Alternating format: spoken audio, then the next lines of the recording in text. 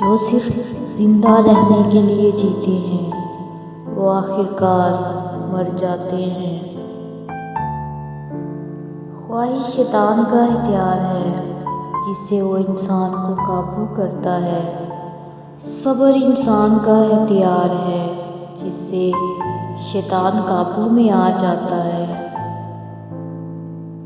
فرد ہو یا قوم، دونوں کے لیے ترقی کا راستہ ایک ہی اصول پر مبنی ہے: ذمہ داری زحمت نہیں ہوتی۔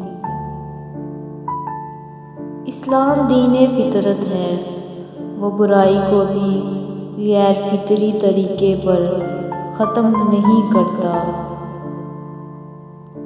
مذہب کی تاریخ کا سب سے بڑا المیہ یہ ہے کہ مذہب کے نام پر کھڑے اکثر لوگ سب سے بڑھ کر خدا سے بے خوف ہوتے ہیں۔ جس شخص کی خوبیوں کے اعتراف کا آپ میں حوصلہ نہیں، اس پر تنقید کا کوئی حق آپ کو نہیں مل سکتا۔ کسی کو چھوٹا ثابت کر کے آپ خود بڑے نہیں ہو سکتے۔ امیر ہو یا غریب، بادشاہ ہو یا فقیر، میں ہوں یا آپ، والدین ہو یا اولاد، سب کو چھوڑ کر جانا ہے، سب کچھ چھوڑ کر جانا ہے۔ جو ایمان تحقیق کی وادی سے نہیں گزرتا وہ اکثر گمراہی کی منزل کو جا نکلتا ہے۔ جو اعتقاد عمل کی وادی سے نہیں گزرتا وہ اکثر جہنم کی منزل کو جا نکلتا ہے۔ اسلام کے دشمن وہ ہیں جن سے اسلام کی دعوت کو نقصان پہنچے۔ اس سے فرق نہیں پڑتا کہ وہ مسلمان ہوں یا غیر مسلم۔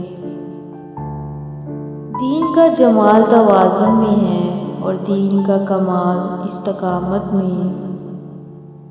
جنت سے محروم ہر شخص بد نصیب ہے، مگر سب سے بڑا بد نصیب وہ ہوگا جو اپنی خواہشات اور تعصبات کو اپنا ایمان بنانے کی وجہ سے محروم ہوگا۔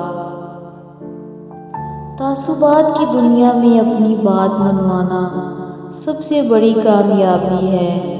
ایمان کی دنیا میں اپنی غلطی کی اصلاح سب سے بڑی کامیابی ہے۔ نادان اپنی تقدیر بدلنے کے لیے باہر کے کسی انقلاب کے منتظر رہتے ہیں۔ عقل مند اپنی تقدیر بدلنے کے لیے اپنی شخصیت میں انقلاب لے آتے ہیں۔